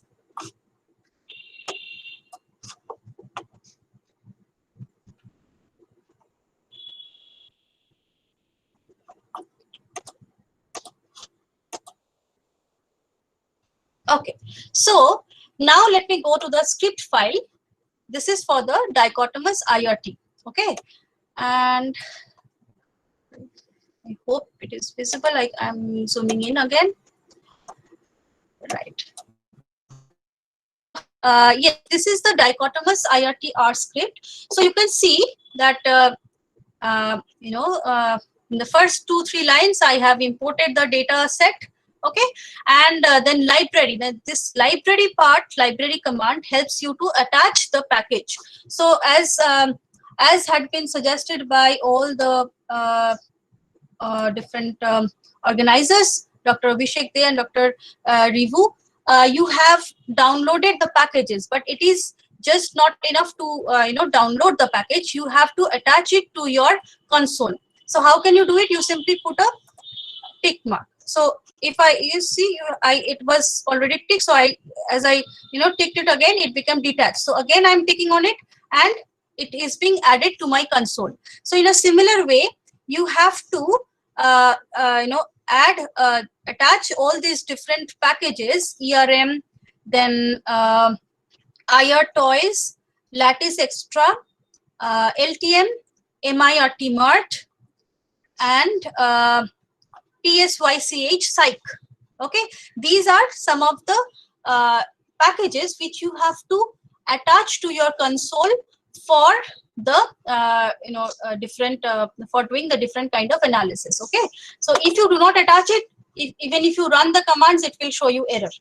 Okay, so after it is attached, you can simply go on to this R script, select one particular command here. Let me select it here, run. So it is running. Okay, again next line, run. It has already run and it is giving me some output. I'm asking for the summary. I'm running this particular command and I'm getting all the summary that I need. Okay, so this is how you can go on. As I will be demonstrating, I will be discussing the different IoT models. You can simply go on clicking on each of these commands and click on this particular button here, which is the run button. You can see a green arrow here, which means does the function of running a particular selected command. Okay, so as you click on this, the command will run and you will get some output in your console. Okay, so let me now just go back to my slides.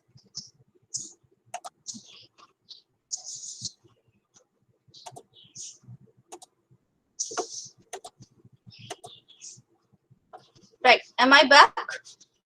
Can you see the slides again? Yes, the slides are visible. Okay, okay, thank you. Right.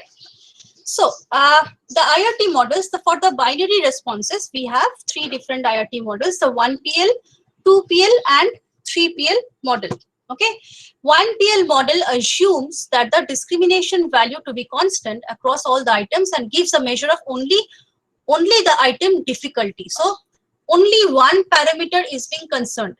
In this case, as I said, there are three different parameters: item difficulty, item discrimination, and guessing parameter. So the 1PL model or the rush model, they assume they give a measure of only the item difficulty, right? So that's why it is called one parameter logistic model. Again, the two parameter logistic model, it considers both item difficulty and item discrimination. Okay, so two parameters are considered, and that's why it is called 2PL model, right? And the third one is the model 3PL model, which considers all three different parameters. Okay, item difficulty level, discrimination level, and guessing parameter, right?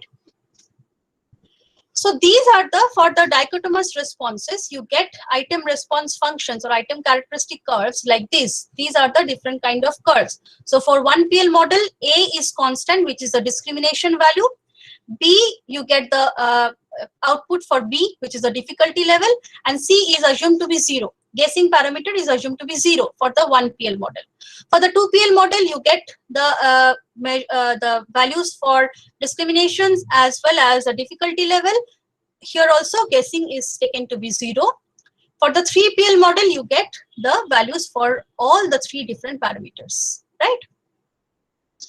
So these are the mathematical representations for calculating the rush model or the 1PL model. Both these are one parameter logistic model. Rush model is much more popular. There are certain differences, but for all practical purposes, you can use both of these, and both of these will yield more or less the same result. I can show it to you. Okay. So according to the rush model, an individual's response to a binary item is determined by the individual's trait level, which is the theta, the x-axis, and the difficulty of the item. Just that. Okay. Discrimination is not considered, right? It is assumed to be constant for all the items. Okay, and there are certain conceptual differences, as I said, between 1PL and rush model, but it gives you more or less similar results if your sample size is more or less large enough, comparable. Okay, so reasonable sample size for rush model is 30, while that for 1PL model is 200. Okay, it more or less you can assume it to be a thumb rule of thumb. Okay, so you can run the rush model from the scripts if you want, and these are the different commands that you have there, and it gives you these different parameters, these different values of the parameters. Okay, so let me just go into the meaning of these values that you are getting. So as you can see, this particular data set that I have considered for this demonstration, there are 8 items, okay, 8 binary items which are measuring one particular ability, cognitive ability, right? So there are binary responses, so it means 1 or 0, right? So for the first item, the difficulty level is minus 2.089. So if you can remember the difficulty range that I explained a little while ago, -2 means it's a quite easy item that we have here, right? -2, it means it is lying on the lower continuum, on the left continuum of the ability level, and that's why it is an easy item. It requires much lower ability to solve, right? Then you can consider these items like 0.49, 0.53. These are more or less average difficulty index. -0.04, also another item with average difficulty index, and these are more or less, these are fine. The difficulty level, this minus indicates easier items and positive indicates little towards the the higher difficulty range. Although anything, as I said, anything between 0 to 0.5, it will be considered as average difficulty index. So like for the difficulty item number 4, that is that the DI is 0.53. So it is even even if it is on the right hand side, it can be considered of average difficulty index. Okay, and the discrimination index, as I said, it is assumed to be constant, and the value is 0.72, which is good enough, right? For the plots, if you can run the plots in the R script, you should be getting very nice looking plots, and I can show you the different plots that you will be getting. So this is the item characteristic curves for these 8 items, and this item characteristic curves gives the measure, as I was saying, the slope gives a measure of the discrimination. Here it is constant, and that's why all the different curves, they are having same kind of slope, you can see, right? But the difficulty level is differing. So for first item, as we just saw, that the first item is a quite an easier item, -2 difficulty level, and that's why this particular item has it will require much lower level of ability to solve. But for the other items, more or less average difficulty level is there, and average ability level is required to solve it. Okay, so these are the item characteristic curves. These are the item information curves. How much information you are getting from each of these items, right? And this is the test information function, which gives a summation of all the different ICCs, right? So sorry, IICs, right? So all the different information, like each of these item is providing you with some amount of information. When you consider all the 8 items, how much information you are getting, right? That is demonstrated through the test information function. If you run the 1PL IRT model, okay, in RStudio you have separate commands for running rush model and 1PL model, although you will find similar results. I can show that this first column, you can see that is the A value. A value is the discrimination value, which is 0.72, similar to the other one. You can see here also discrimination value was 0.72 for the rush model. Same thing you are getting here, right? But for the other items, there is a second column, it is the difficulty index. And here also you can see that the item 1, it has a difficulty index of -2.089, exact same value. Okay, so it is the easier item, and the other ones are more or less average, right? So here also you can create very nice looking plots, item response function for, I know that since the discrimination is similar, the slopes are similar. Okay, and the test information function also, it's more or less similar looking, right? Next, the 2PL model. So 2PL model, it has Ma'am, yes. ma'am, in the 1PL model, you showed the 3 graph in one page. Can you please come there? This one? Previous one. This one? Previous. Yes, ma'am. Yes, yes. Can you please tell us the inference of this, ma'am, test information function? What we are doing, you have told the theory part, but when we are conducting some survey, we have collected some 100 people, we have collected the data. So if I get a test information like this, what will be as yes, like I what is my inference? I understand your question. Please wait for a while. I will be explaining each of these curves in absolute details. Okay. Thank you. Yeah. Okay. So next, the 2PL model, where we consider both the parameters, item difficulty and item discrimination, right? And it states that the probability of a respondent answering an item correctly is conditional upon the respondent's trait level, which is the theta level, and the item's difficulty and item's discrimination. 2 parameters are considered. And here also, if you can run the scripts there in RStudio, you will be getting this different output there, and you can see the difficulty level, the same data I'm using, but when I'm running a 2PL model, you can see the values have changed. Why? Because here Additionally, I'm considering the discrimination values, and you can see, except for the item number 1, all these have negative values in their discrimination. Okay, so as I was saying, that a negative discrimination value means there is a problematic item, right? So you can get a clearer idea when you will look at the graph, okay, which is here, the item characteristic curve. You can see, so instead of going it from rising from left to right, it is just the inverted. It has come down from left to right. Okay, and that explains the negative discrimination value. So that's why the items are extremely problematic. Only the first item, okay, that is okay, that has a although very low, it is a 0.206, very low discrimination value, but at least it is positive. The other ones, all these are problematic, right? And as I was saying, that total information, what does it mean? Total information from the graph, I will be explaining the interpretation of the graph, but if I consider the information which you are getting when, like for example, you are constructing a particular test, you are getting some data, you are doing some IoT analysis, okay, from the different values, you are getting an idea about what are the difficulty level and what are the discrimination values. Fine. What does it indicate? How will you compare it with another test? Okay, so for that reason, we can compute the information, how much information about a particular trait you can get from the test items. Okay, and that is taken to be this particular script is there, you can run it, and it is telling you that between -4 and +4, this particular ability level, the test is able to produce 94.3% of information.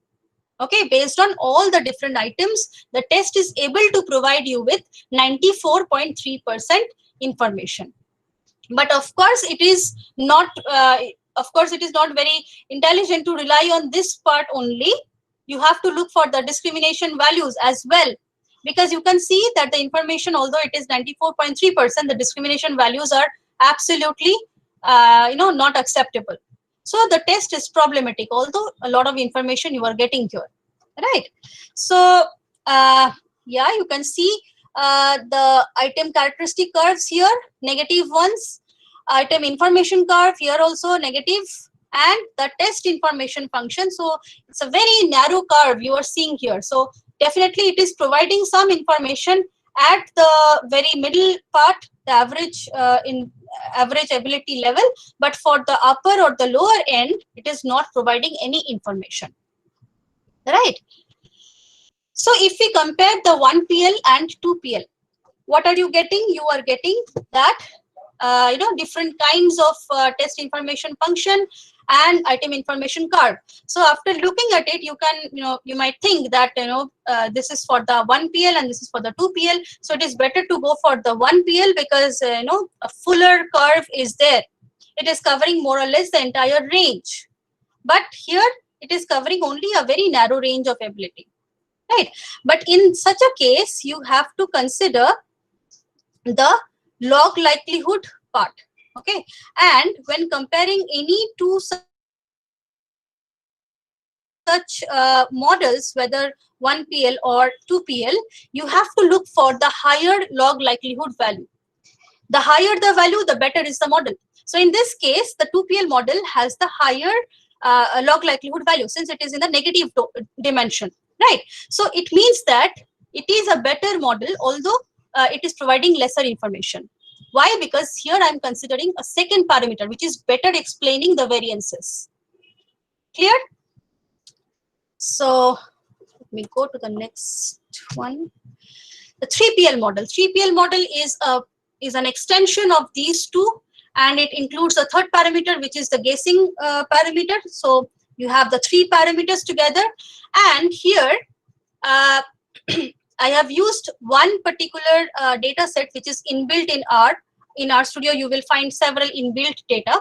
So you can run this particular script from there, and you will find that it is giving you, there are 6 items. These 6 items are basically some MCQ questions which were asked to industry workers. Okay, and the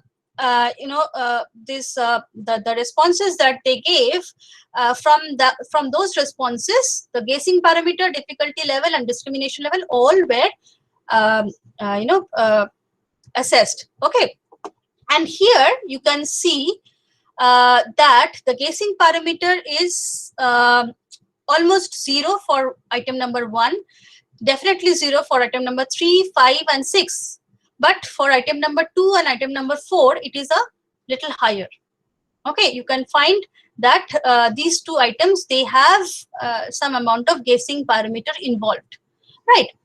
Difficulty index, you can find the first one is a difficult one, and the others, they are more or less fine. They are lying close to 0, 1.5, so moderate level. A little difficult for item number 2, 4, and 6. Okay, and when you are looking at the discrimination value, the first item, as I said, the difficulty level is too hard. It is very difficult item, so it failed to discriminate among the workers. You can see the discrimination value is very low, right? But when you are considering the two other items, you can see item number 2, it is 23.147. It is very high. Okay, again for item number 4, it is also very high, 15.14. In both such cases, discrimination value is very high. Others also, they are giving you moderate level of discrimination. Okay, so this is the different parameters that you are getting here, the different values. And if you look for the information, although it is showing a very narrow kind of a curve, you get such kind of curves when you go for a screening. You will find this kind of a curve. It is providing you with 99.56% of information. So it's a very, very precise measurement and a very functional items you have here. So these are the graphs that you can get there. And let me explain. These are the item characteristic curves. And as I was saying, that the item 1, it is not very discriminating, and that's why you can see that the slope is very low. It is almost flat, right? But for the others, having a discrimination value of 1 point something like that, they are more or less, the slopes are fine. But for the two items, one having a value of 23 point something, another having 15 point something, you can see it's like box. So the slope is too steep. Okay, that it is appearing like a box, and it is absolutely discriminating between people having the ability at this level. Okay, having the ability and not having the ability, who could answer and who could not answer, absolutely discriminating at this level, right? So this is how you can get and you can interpret the curve. So interpretations can be done like item difficulty. This parameter has a mean of 0 and SD of 1. So therefore, items with negative B values moving to the left from the mean are easier items, as I said, while those with positive B values moving to the right from the mean are difficult items. Okay, item discrimination should be more than 0.5. Okay, medium discrimination value, you can take it to be lying between 0.63 and 1.63, and above 1.34 is considered to be large. Yes, guessing parameter 0 means no guessing is there. Yes, test information graph is very narrow. Yes, that is because the items are discriminating at a very high range at that level. That's why you are getting very narrow test information function. Okay, and finally the guessing parameter, the cutoff is 0.35. Okay, anything more than 0.35, you have to modify that particular item because the guessing is higher in such a case. Okay, so now interpreting the curves. How can you interpret? So the item characteristic curve first. So you can see the same curve I have considered here. This particular item number 1, this is the least discriminating one. How can you find it? You, in a similar way, you draw a line from 0.5 level here, 0.5 probability level, okay, you will find that it is not, it's more or less flat. It's coming like the distance between this particular level and this particular level is almost, very, very less. So not much information is being found in such a case. Okay, that's why this is the least discriminating item that you have here.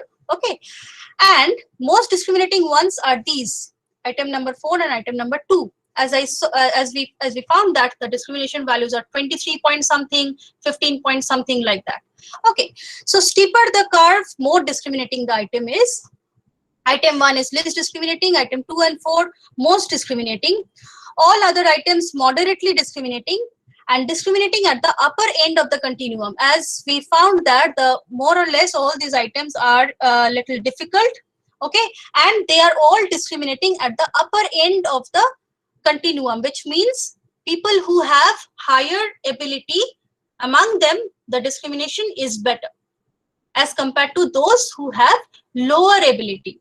In such a case, these items are not very much discriminating, right? So there goes the interpretation. Next, the item information curve. So as I said, you are getting information cards for each of these items. Item number 1, you can see, provides most information for low scorers, right? Unable to tap the higher continuum, not able to tap those who have a higher ability, not providing any information about their ability, right? But item number 2 to 8, all these different items, they are centered around the middle, and they are providing information across the entire ability continuum. So they are providing, you can see, bell curve from starting from -4 to +4, right? So the entire continuum they are covering, and so you are getting lot of information not only at the lower end but also at the higher end.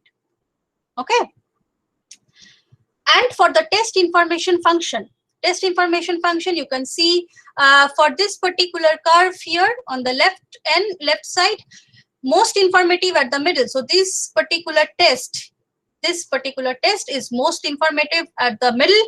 Also there it is able to tap ability of the low and higher scorers, and therefore reliable. Okay, ideally you should be getting a curve that looks like this, right? In this case, most informative for average scorers, less towards the tails, right? So tails means the upper end and the lower end. Okay, and in such cases, you are getting the maximum information at the middle, but not towards the upper or the lower end. Okay, and this one, the third one, here you are getting a complete discrimination between those having the ability and those who do not have the ability. So in case of diagnostic tools also, sometimes you will be able to find this kind of test information functions, right? So other than these different curves, you can also go for the person response function. I will just skip the person response function and I'll move on to the polytomous responses. We will be discussing this in the last day of our session, the modern approaches, because we are really running short of time.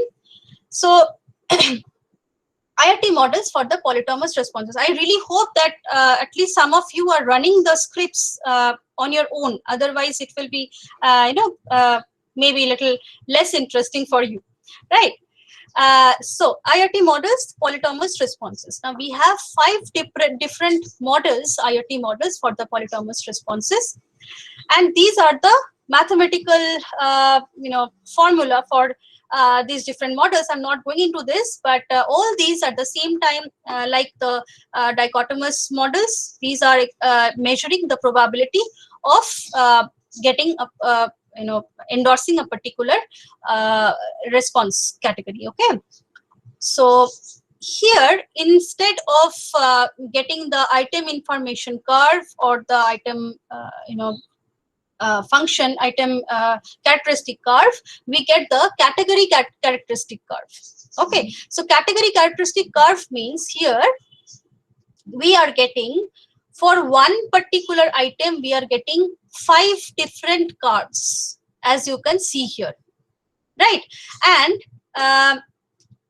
which is true for Likert scales. You have 5 different options, almost always, mostly, sometimes, rarely, never, right? And here you are getting 5 different curves. The first one is for almost always. Second one, the red one here, is for the mostly response category. The third one, the green curve, you can see that is for sometimes. The fourth one, purple colored, it is representing the rarely option, and the fifth one is this blue colored, which represents the never option, right? So for each particular item, you will be getting 5 curves. If you have 5 response categories, if you have 4 response categories, then you will be getting 4 curves, like that. Okay. So first we discuss the PCM and GPCM. PCM, or the partial credit model, it is the simplest type of polytomous IRT, where it is just an extension of the Rush model, the 1PL model that we just read. PCM is just an extension of the Rush model. Okay, and it contains only 2 sets, one set of parameter, like one for the person, which is the ability continuum, and one for the item, which is the difficulty level. Okay, so yes, the difficulty level. Difficulty level in this case means the probability of endorsing a particular response alternative, right? The generalized partial credit model is a little extension of the partial credit model, and it introduces a second parameter, which is the discrimination property. Okay, so PCM is an extension of the 1PL model, polytomous extension for the 1PL model, and GPCM is the extension of the 2PL model, right? Okay. So if we compare the PCM and GPCM, in both cases, we see a dichotomization for each category with the one immediately preceding it. What does it mean? So a person at a particular ability level has 50% chance of endorsing a particular category and 50% chance endorsing the immediate next category. Okay, so more or less, you can see here, these are the 2 different category characteristic curves used for the PCM and GPCM. So in RStudio, you have to run the scripts from the polytomous IRTR script. You go to that particular window and you can run the scripts for PCM and GPCM. Okay, so PCM, this is the first command that you can run there. You have already attached the different packages to your console. So if you run it, you get this kind of an output, right? So what does it mean? Since we have 5 different response alternatives here, we get 4 categories. These 4 categories, category 1, 2, 3, and 4, these basically represent the difficulty level, in this case, the probability of endorsing a particular category. Okay, and since there are 5 different points of rating, you get 4 different categories. So 1 to 2, 2 to 3, 3 to 4, and 4 to 5. Okay, so 4 different categories you are getting. You're getting the values for 4 different categories, and there are 10 items used for this particular analysis. And as I said, the partial credit model is just an extension of the Rush model, and that's why the discrimination value is taken to be constant 1. Right? For the generalized partial credit model, you run. Madam? Yes. Earlier we used to, in the earlier model, that we used to check whether how far it is differentiating or discriminating between all the 4. But here we are coming to how far it is discriminating between 1 and 2 and 2 and 3 and 3 and 4. No. This is not the discriminating value. This is not the discrimination value. This is the probability of endorsing a particular category. So if you are first, yes, ma'am. Yes. The probability of endorsing between 1 and 2 and 2 and 3. We are not checking 1 with the rest of all or 2 with the rest of all. Is that right, ma'am? That is not true in case of partial credit model, but that will be true for the graded response model. I will show it to you. Okay. Thank you, ma'am. Yeah. Okay. It is already 9:05. Should I continue? Yes, madam, please continue, because this is an important part. We cannot cover it later also. Okay. Yeah, okay, thank you. Okay, so the generalized partial credit model, you can see that here also you are getting the probability values of endorsing each of these rating categories. So you are getting the values for 4 different categories, right? But here, instead of getting the constant one, you are getting proper discrimination values for each of these items, right? And all are showing more or less good value, nice value. The first one is a little lower, 0.3. But for the other items, you have more or less acceptable discrimination values, right? So in this case, how can you interpret that these different, when you will be reporting this, outputs in your paper, in your research paper, you will have to report all these different, this entire table basically you will have to report. So these will be B1, B2, B3 and B4, and this is the A value, which is the discrimination value. This is how we report, okay? So let's see the plots. Okay, these are for the PCM, these 2 items for the PCM, item number 4 and item number 8, and these 2 are for GPCM, item number 4 and item number 8, right? Now let's see how can you interpret these different curves. So the first thing is, we have to identify whether there is any redundancy in response alternatives. As I said that in this case, we are not, since the difficulty value here, it represents the probability of endorsing a particular item. So yesterday someone was asking that what is the, best way to design the response alternatives, or how many alternatives should we take? Should it be 4, 5, 5 is optimum?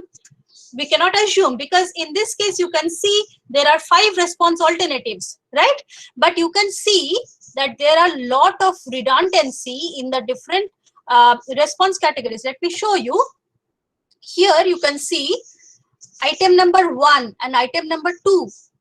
Not item, sorry, category number 1 and category number 2. So the category number 1 was probably almost always or maybe never, and item number 2, category number 2 was sometimes. So never and sometimes in this case are overlapping. Your category characteristic curve will tell you this.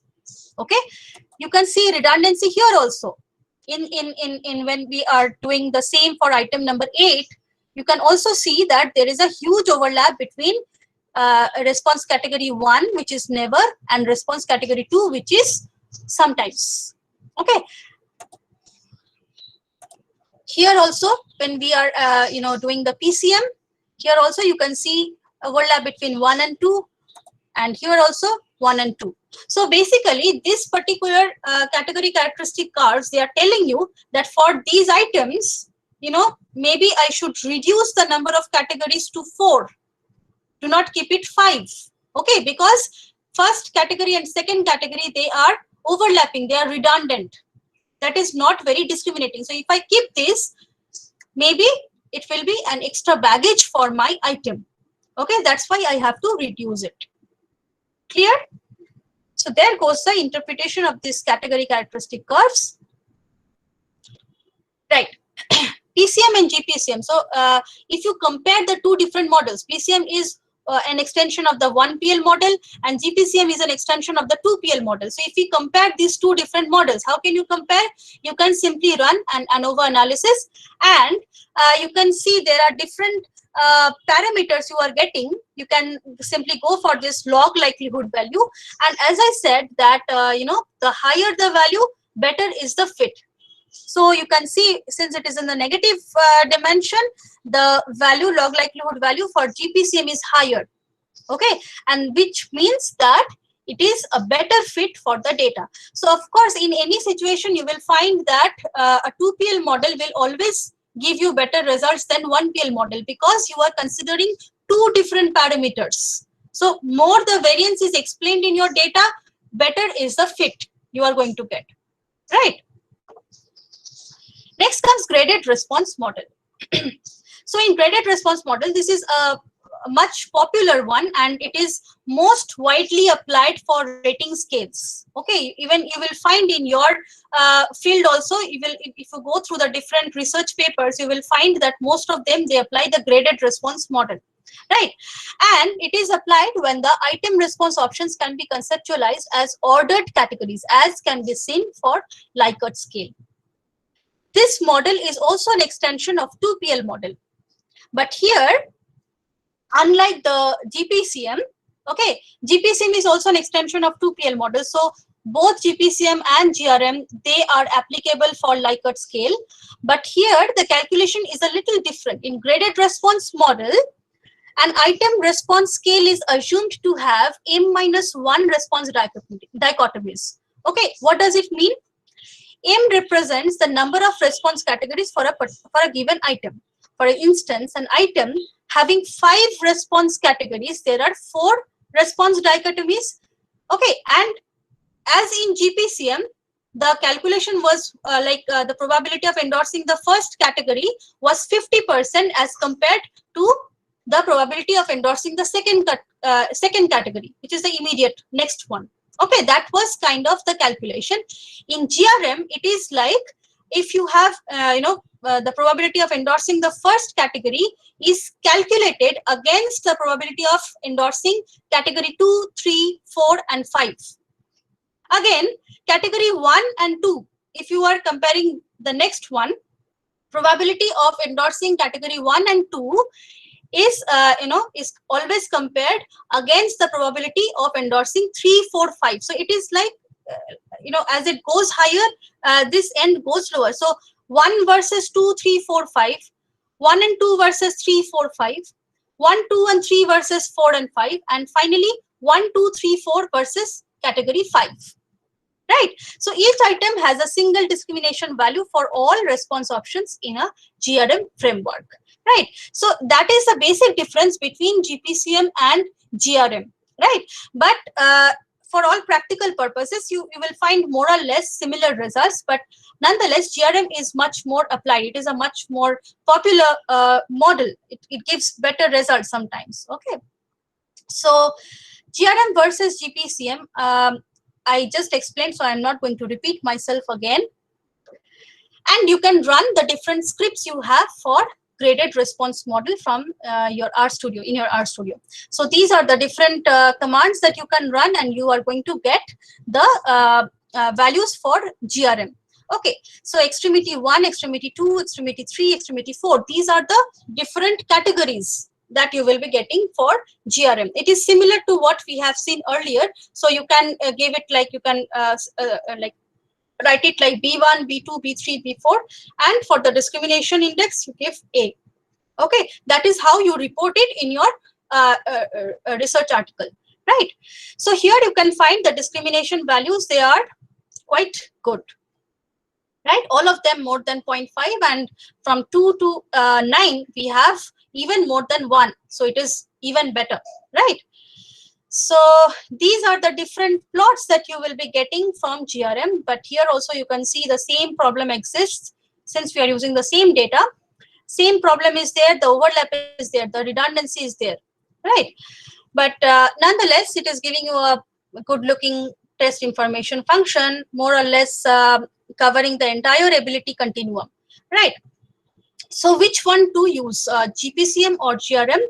Again, you can look at the log likelihood ratio, and it tells you that GRM is a better fit for this particular data. As has already, you have seen the discrimination values have, more, it's better in case of GRM. And also from the test information function, you can see that the GRM, the curve for the GRM is a better one. It is giving you more information as compared to the one for GPCM, right?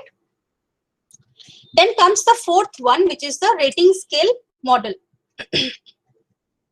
Okay, getting saturated for today only. Okay, I'll just finish in 4 or 5 minutes. I do not want to keep it laid back, because then it will be difficult to continue in the next session. So rating scale model, it is like PCM. It is also an extension of 1PL model, but our like rating scale model, here the basic assumption is that particular set of items, they should consist of same rating scale structure, which means that all the items must have similar rating categories. There should not be any distinction. I'll show you how it differs from the PCM. Okay, and these are the commands that you can run for rating scale model, and it gives you the values, the output values, the discrimination values, and the difficulty or the category values that we require. Here it is called the eta. Difficulty parameters are called the eta. Yes. Yes. I can't hear you. And the voice was getting disconnected. It's okay now. It's okay. Okay, fine. So for rating scale model also you get certain estimates for your difficulty parameter. Okay, and here since it is a 1PL, is an extension of 1PL model, the discrimination value is taken to be constant here. Okay, so you have only the difficulty parameters for the 10 different items. Okay, and these are the different ICC plots that you can get for RSM. Okay. Estimating person parameters, I will be skipping this part also. I will be discussing this in the fifth lecture session, modern approaches. And finally, I'm coming to the nominal response model, which is the one which we use for any kind of nominal response. If you have, as I was showing, if you can remember the symptom checklist where you have some certain nominal responses that you are getting. So in such cases, the other models are not applicable because those are not in the ordinal scale, they are in the nominal scale, and that's why you have to use the nominal response model. But this model is it's less understood and less applied also. Okay, so it is applicable when response alternatives are not rating categories but nominal in nature. I've given this example yesterday also, so I'm not repeating. You can run the different scripts there, and you are going to get this kind of an output there. So in this case, the interpretation will be a little different. You do not get a difficulty level or a discrimination value for nominal response model. You simply get some values of these are called the A1, A2, A3, A4. Since there are 5 different alternatives, and C1, C2, C3, C4. So A1, this particular A value is an indicative of the probability of endorsing a particular category, and C is basically a measure of the slope. So you do not have to go into the details of it, just you need to understand that this A1, A2, A3, A4 values that you are getting here, these are basically, you have to compare these values. What does it mean? It means that A1 means A1 is the transition between 0 or maybe the first rating category to the second rating category. So which one is being preferred more, right? So if you can see the value for this, for the first item, comfort, the value for A4 is the highest. So the response pattern, the response alternatives were like never, rarely, sometimes, often, always, right? So it can be said that people, they have a higher probability of endorsing often and always to the first item, which denotes the comfort. And in this case, the comfort item is like science and technology are making our lives healthier, easier, and comfortable. This was the item, and most of the individuals, they have endorsed the often and always option, and that's why you have got a higher value here.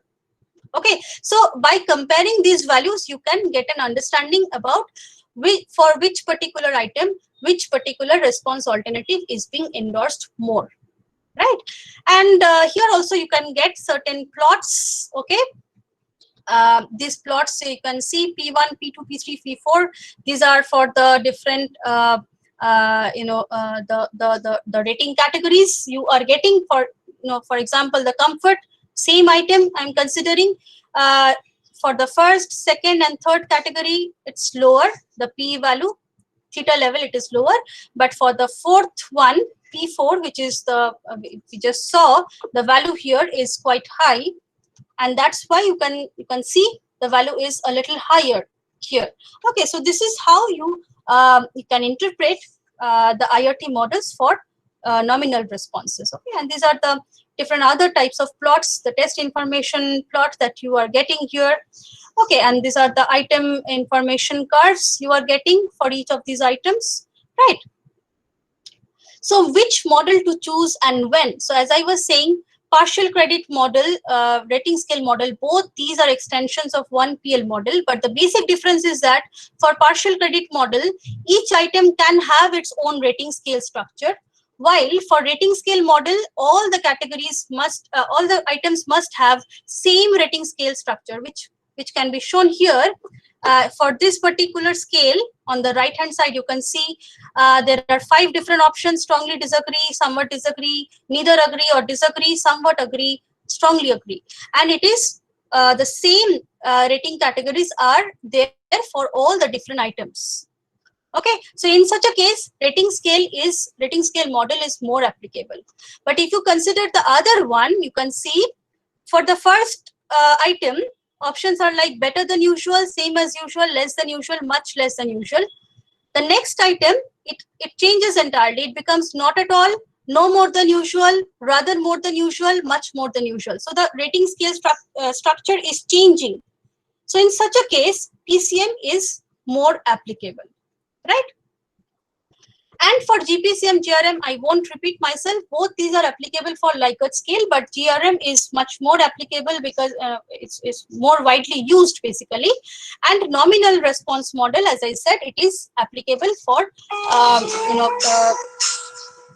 it is applicable more for responses which are nominal in nature, right? So with this, we come to an end, and these are the lecture summary. Item properties include difficulty index, discrimination index, and guessing parameter. Item analysis can be done in classical test theory or item response theory approach. IRT approach solves the problem of sample invariance. IRT models can be dichotomous or polytomous in nature, depending upon the kind of response generated. And each of these models are applicable in specific situations. So with this, we come to an end, and thank you all for